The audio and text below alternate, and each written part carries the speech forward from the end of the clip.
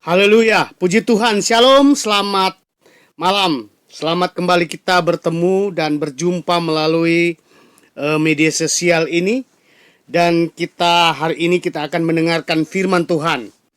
Namun sebelumnya mendengarkan kita firman Tuhan, kita akan terlebih dahulu berdoa menyambut firman Tuhan. Biar saudara mengikutinya dengan baik.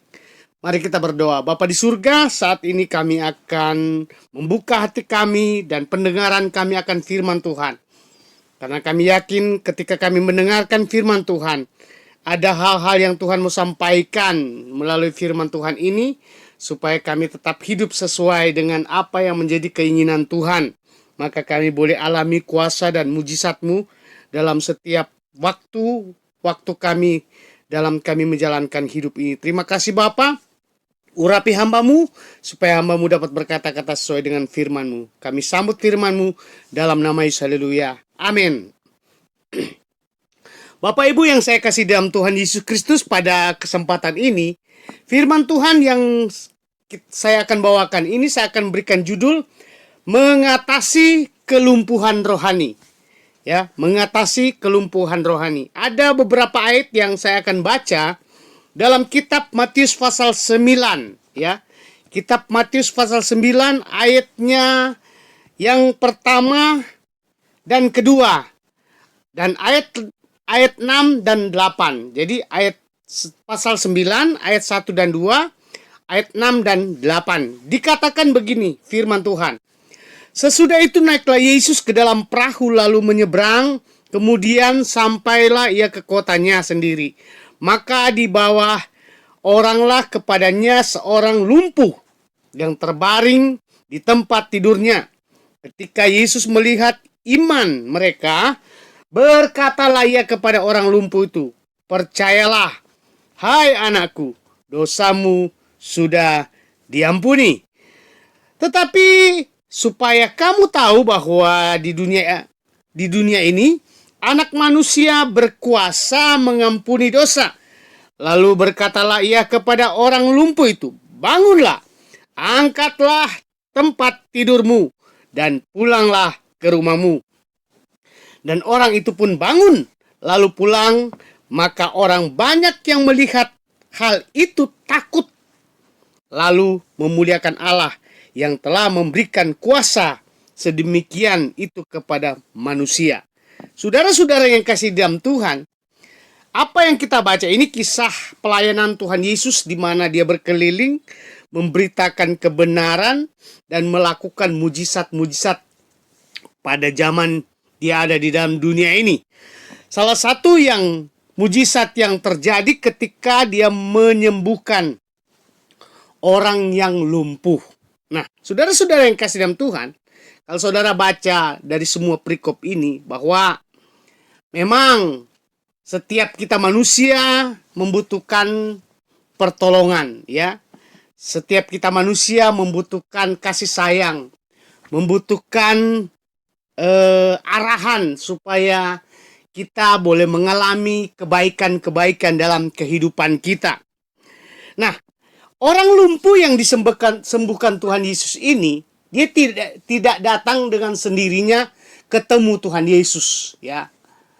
Tapi dia datang dibawa oleh rekan-rekan atau teman-teman, mungkin tetangga-tetangganya, dan membawanya di depan Tuhan Yesus karena mereka tahu, mereka mendengar bahwa Yesus sanggup melakukan mujizat Tuhan.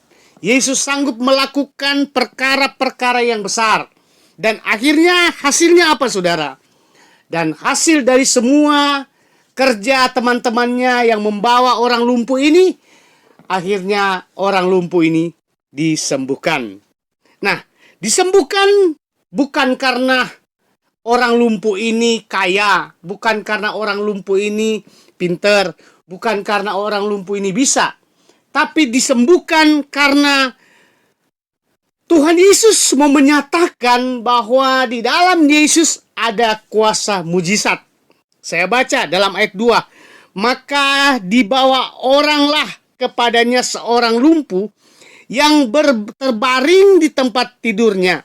Ketika Yesus melihat, nah di sini dibilang ketika Yesus melihat iman mereka. Jadi iman mereka yaitu orang-orang yang membawa orang lumpuh dan orang lumpuh itu sendiri. Karena di sini dikatakan iman mereka. Berkatalah Yesus atau ia kepada orang lumpuh itu, percayalah, hai anakku, dosamu sudah diampuni. Saudara-saudara yang kasih dalam Tuhan, ada perbedaan ya. Orang-orang ini membawa orang lumpuh ini supaya mendapatkan kesembuhan. Tapi ketika Yesus mau menyembuhkan orang ini, orang lumpuh ini, Yesus hanya berkata dosamu sudah diampuni. Nah, saudara-saudara yang kasih dalam Tuhan, berarti saudara-saudara yang kasih dalam Tuhan, ini berbicara tentang keberadaan jiwa roh manusia itu, bahwa ketika manusia hidup di dalam dosa, hidup di dalam tidak percaya akan kuasa ilahi, maka manusia itu bisa mendapatkan pengalaman pahit, termasuk bisa lumpuh secara fisik, bisa lumpuh secara perjalanan kehidupannya. Saudara yang kasih dalam Tuhan, Yesus berkata dosamu sudah diampuni, dan orang ini mengalami kesembuhan, saudara. Ajaib adanya, luar biasa. Hanya berkata dosamu sudah diampuni, dia sembuh secara fisik. Dan bukan itu saja ya, dia alami kesembuhan, atau orang lumpuh ini mengalami kesembuhan, tapi dia mengalami kesembuhan secara keseluruhannya, baik fisik maupun pembebasan jiwa dalam tekanan dosa, pembebasan hidupnya keluar daripada belenggu dosa. Dia disembuhkan secara utuh oleh Tuhan. Karena Tuhan lihat dalam dirinya banyak dosa dalam hidupnya mengakibatkan dia lumpuh secara fisik. Dan ini bisa terjadi di tengah-tengah kita. Akibat dosa, kita mengalami banyak masalah. Akibat dosa kita yang kita lakukan di mata Tuhan, kita mengalami penderitaan-penderitaan yang sangat menyakitkan. Dan itu boleh disebut kelumpuhan dalam perjalanan kehidupan kita. Saudara-saudara yang kasih dalam Tuhan, kita harus memiliki keyakinan seperti seorang yang lumpuh ini dan teman-temannya, bahwa di dalam Yesus, ketika kita datang bersama-sama, ada jawaban dalam kelumpuhan hidup kita. Baik sakit penyakit, masalah hidup ekonomi, dan lain sebagainya. Kita percaya bahwa Yesus akan datang dan berkata, engkau akan bebas jika engkau mengaku dosa. Engkau akan bebas jika engkau meminta kepada Bapa di surga untuk supaya kita dibebaskan daripada segala belenggu kekuatan dunia ini. Ada beberapa hal yang saya mau bahas di sini dari ayat yang kita baca. Pertama, kita harus memiliki keyakinan bahwa kita akan bangkit. Artinya bangkit di sini adalah dalam kelumpuhan hidup kita, keterpurukan kita, ketidakberdayaan kita. Kita yakin bahwa dalam Yesus kita mendapatkan kebangkitan. Kita akan memiliki semangat hidup. Sebab di dalam Lukas pasal 15 ayat 20 katakan, maka bangkitlah ia dan pergi kepada bapaknya. Ketika ia masih jauh, ayahnya telah melihatnya, lalu tergeraklah hati oleh belas kasihan. Ayahnya itu berlari mendapatkan dia, lalu merangkul dan mencium dia. Ini berbicara tentang anak yang hilang. Dia pergi dari bapaknya dan dia berfoya-foya di sana. Dia kelaparan, kesakitan dan sebagainya. Dan akhirnya dia ingat kembali dan ingin pulang menjumpai ayahnya. Dan apa yang terjadi? Ketika dia bangkit dan ingin kembali kepada bapaknya, dia pulang dan disambut oleh bapaknya di rumah ayahnya. Saudara yang kasih dalam Tuhan, kita harus memiliki prinsip dalam hidup kita. Sekalipun banyak badai yang kita alami, kita akan bangkit, kita memiliki semangat, kita akan tetap datang kepada Tuhan, datang menyerah, berjumpa dengan Bapa kita di surga. Untuk apa? Mendapatkan kebangkitan baru, kehidupan baru dalam kehidupan kita, dalam menjalani kehidupan kita. Begitu banyak kesusahan seperti anak muda ini. Tetapi percayalah bahwa ketika kita bangkit dengan iman kita datang kepada Tuhan, Tuhan akan bebaskan kita. Tuhan akan lenyapkan semua penyakit-penyakit, kelumpuhan-kelumpuhan iman dalam kehidupan kita. Kedua, tadi yang pertama, membuang semua kesusahan hati yang mengikat. Bagaimana caranya? Dalam Kolose pasal 3 ayat 8 dikatakan, tetapi sekarang buanglah semuanya ini, yaitu marah, geram, kejahatan, fitnah, dan kata-kata kotor yang keluar dari mulutmu. Ini berbicara tentang karakter kita. Membuang semua kesusahan hati, kesusahan hati yang mengikat. Karakter hati kita, pikiran kita, karakter hidup kita. Buang semua, ya. Itu akan menjadi beban dalam hati dan pikiran kita kalau kita tidak membuang. Dikatakan buang marah, geram, kejahatan, fitnah, dan kata-kata kotor yang keluar dari mulut kita. Kita harus lepaskan. Kita harus menjadi anak Tuhan yang bebas, yang benar-benar mengarahkan hidup kita kepada Tuhan. Jangan kita biarkan hidup kita terbawa arus oleh gelombang dunia. Bukan memperbaiki keadaan, tapi membinasakan kita, menghancurkan kita. Dan pencapaian tujuan kita kepada Tuhan itu tidak akan tercapai. Kenapa? Kita punya kemarahan, kebencian, kejahatan, fitnah, dan lain-lain sebagainya. Itu ada dalam diri kita. Itu berbicara kelumpuhan hidup kita. Dan kita tidak bebas akan menjalankan kehidupan ini. Dan selanjutnya, yang ketiga, kita membutuhkan seiman, ya, menolong kita karena hidup kita itu tidak bisa berjalan sendiri. Saudara yang kasih dalam Tuhan, dalam pembacaan dalam kitab Matius tadi, itu ada orang-orang yang membawa orang lumpuh ini kepada Tuhan Yesus. Dan kita tahu bersama bahwa ketika orang lumpuh ini digotong, dia boleh mengalami jawaban dari Tuhan. Kita butuh pihak-pihak lain. Kita membutuhkan sesama seiman kita untuk saling membangun, saling mengarahkan kepada tujuan panggilan Tuhan. Bergandeng tangan bersama-sama di dalam Tuhan.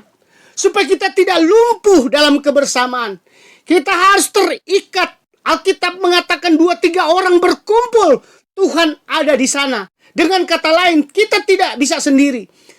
Kita perlu pihak-pihak lain. Kita butuh orang lain. Kita butuh nasihat. Kita butuh rangkulan dari orang lain di dalam kasih, ya, di dalam iman kepada Tuhan. Agar supaya ketika kita punya beban, persoalan, pergumulan, mari kita doakan bersama. Kita sama-sama bergumul. Kita sama-sama menyampaikan semua kelumpuhan-kelumpuhan iman, kelumpuhan-kelumpuhan kehidupan kita kepada Tuhan. Ini yang dimaksudkan dengan kita membutuhkan pihak-pihak lain. Saling mendukung, saling menopang dalam doa, dalam iman. Dan bergandeng tangan terus sampai Tuhan Yesus datang kedua kali. Itu tercatat dalam Galatia pasal 6 ayat 1 dan 2 dikatakan, saudara-saudara, kalaupun seorang kedapatan melakukan sesuatu pelanggaran, maka dikatakan, kamu yang rohani, ya, ingat baik, kamu yang rohani harus memimpin orang itu ke jalan yang benar, dalam roh lemah lembut, sambil menjaga dirimu sendiri, supaya kamu juga jangan kena pencobaan. Bertolong-tolonglah menanggung bebanmu. Demikianlah kamu memenuhi hukum Kristus. Jadi kalau kita bersama, bertolong-tolong di dalam kasih, dalam kebersamaan, dalam berjuang, iman, saling mendoakan. Ini yang disebut dengan bertolong-tolong. Dan ini yang diinginkan Tuhan selalu terjadi kepada umat Tuhan di tengah-tengah dunia ini. Yang berikutnya, kita harus melepaskan dosa. Seperti orang lumpuh tadi. Tuhan Yesus bilang, dosamu sudah diampuni. Kita harus lepaskan apa yang menjadi perbuatan-perbuatan keji di mata Tuhan. Kita harus melepaskan, membuang semua dosa-dosa yang sangat-sangat tidak berkenan kepada Tuhan. Dan Tuhan benci dengan dosa. Itu dalam Ibrani pasal 12 ayat 1 dan 2 dikatakan begini. Ibrani pasal 12 ayat 1 dan 2. Karena kita mempunyai banyak saksi, bagaikan awan yang mengelilingi kita, marilah kita menanggalkan semua beban dan dosa yang begitu merintangi kita. Ingat, dosa sebagai perintang yang merintangi perjalanan kehidupan rohani kita dan bisa melumpuhkan kita. Selanjutnya dikatakan, dan berlomba dengan tekun dalam perlombaan yang diwajibkan bagi kita. Marilah kita melakukannya dengan mata yang tertuju kepada Yesus, yang memimpin kita dalam iman dan yang membawa iman kita itu kepada kesempurnaan, yang dengan mengabaikan kehinaan tekun memikul salib ganti sukacita yang disediakan bagi dia yang sekarang duduk di sebelah takhta Allah. Saudara yang kasih dalam Tuhan, akan menjadi sebuah kemenangan bagi kita ketika kita membuang semua dosa-dosa yang kecil di mata Tuhan, yang tidak berkenan di mata Tuhan. Tidak ada dosa yang berkenan di mata Tuhan. Semua dosa jijik dan dosa itu harus dihapuskan, harus dibinasakan di hadapan Tuhan dan di dalam diri kita. Saudara yang kasih dalam Tuhan, Allah inginkan terjadi transformasi atau perubahan dalam hidup kita, mengubah keadaan kita. Jika kita lumpuh iman kita, mari kita datang kepada Tuhan, bawa kepada Tuhan bersama-sama dengan pihak orang-orang lain seiman. Kita sama-sama. Jika rumah tangga dalam badai gelombang, bawa kepada Tuhan, supaya kelumpuhan dalam rumah tangga itu diubahkan oleh Tuhan menjadi damai sejahtera. Jika dalam usaha dan pekerjaan kita lagi memang menghadapi kesulitan, taruh di kaki Tuhan. Minta kepada Tuhan supaya kelumpuhan ekonomi itu diubahkan oleh Tuhan menjadi kebangunan ekonomi, kebangunan kehidupan. Supaya anak cucu kita, keturunan kita diberkati oleh Tuhan. Kehidupan kita diberkati Tuhan. Kenapa? Kita menyerahkan semua kepada Tuhan. Jadi kelumpuhan apapun yang kita alami hari-hari ini, baik secara fisik ya, secara fisik. Mungkin kita mulai merasa kram-kram, mulai lemah-lemah tubuh kita. Mari kita serahkan kepada Tuhan. Iman kita serahkan kepada Tuhan. Kalau lumpuh iman kita mulai lemah, mulai loyo, ayo datang kepada Tuhan. Bawa kepada Tuhan, minta kekuatan kemampuan daripada Tuhan.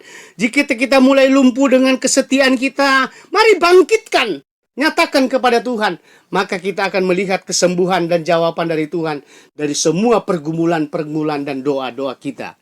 Puji Tuhan, itulah firman Tuhan yang saya dapat bawakan. Saya percaya kita semua diberkati oleh Tuhan. Mari kita berdoa. Bapa di surga, kami percaya firman-Mu ya dan amin akan menolong, menyertai kami. Seperti seorang lumpuh yang Kau sembuhkan dan mengampuni dosanya, kami yakin, kami percaya hal yang sama terjadi dalam kehidupan kami. Dalam nama Yesus, yang sakit sembuhkan. Dalam nama Yesus, ekonomi yang mulai mungkin runtuh dan mungkin mengalami kesusahan, dalam nama Yesus, bangkitkan Tuhan kesehatan kami.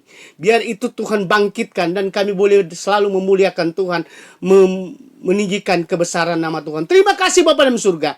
Engkaulah jawaban dari semua pergumulan dan harapan doa kami. Dalam nama Tuhan Yesus Kristus, kami sudah berdoa. Haleluya.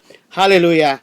Amin. Puji Tuhan. Tuhan Yesus memberkati. Sampai ketemu di lain waktu dalam pemberitaan firman Tuhan ini. Haleluya. Amin.